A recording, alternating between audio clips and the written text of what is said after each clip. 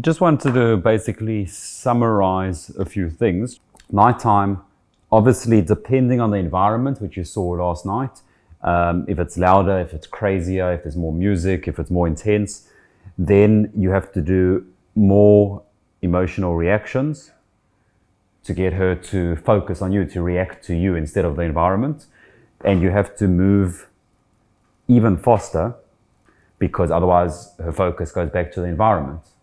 Okay, so it's not like you're just doing emotional reaction and moving. You might do emotional reaction plus investment, like asking a question.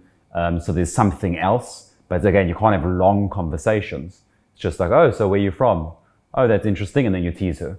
Oh, so what do you do? Oh, and then you make a statement, and then you tease. Okay, so it's emotional reactions, investments, moving. When you move, you obviously looking for a lock-in location where you can lock in, where you can sit down, where you have more isolation. Okay, why are we doing this? So that then you can get into deeper conversation.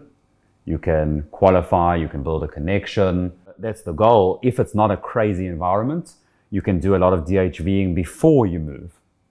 But you can't do as much DHV stories and stuff before you move if it's a crazy environment. That's what I was noticing. Yeah. I couldn't DHV as much. You might be able to do it a little bit, like 1 word, 2 words. She asks you what you do. You have something cool to say. She asks you where you're from. You have like a one-liner that's cool, that's interesting. But there's not going to be lots of back and forth conversation, depending on how crazy, loud, how stimulating the environment is. Okay. If it's just a nighttime setting, then you still want to apply this, but you can probably add some DHVs and you can probably have conversations maybe a little bit before the move, so she sees your value. If it's a crazy environment, you might only be able to do emotional reactions, a little bit of investment before the move. In the daytime, you can say it's similar, except you don't have to focus as much on emotional reactions. You're not competing with the environment. If you're obviously in a day type club and it's crazy, maybe more so. But in general, you don't have to focus as much on the emotional reactions. You're still going to need them, but not as much. You're not competing with the environment. So what does the daytime allow you to do? To focus more on DHVing, and because she can hear you, you can actually have conversations. And then it's still the same process. You might still need to move, to lock in, to go into deeper conversations. You might need a little bit more time before you move. Whereas in nighttime, because it's so social, people are drinking, people are going to the bar, she understands the move a lot more. That's why you can get away with it earlier, because it's a social place. Oh, he's taking me to the bar. Oh, we're going to the... Yeah, we're moving around. It's normal. In the day, it's like, who is this guy? Like, I mean, if it's a day type club, then you can get away with it because there's bars and stuff. But if it's on the beach or whatever, like, you won't be able to move as fast because it's like, what do you mean? Well, this is not normal. Where are we going?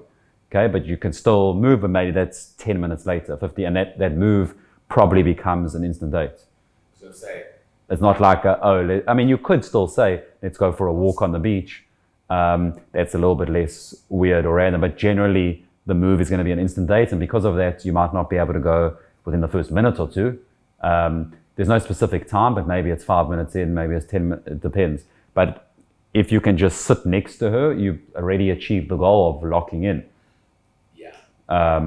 So that's why even in the nighttime, if you've got a seat next to the girl, you've already achieved that. You might still want to move her later because maybe she's around all her friends. Maybe you want to not let it fizzle out, so you move again, but you don't have to have that urgency of moving if you've already locked in and you're having a conversation with her.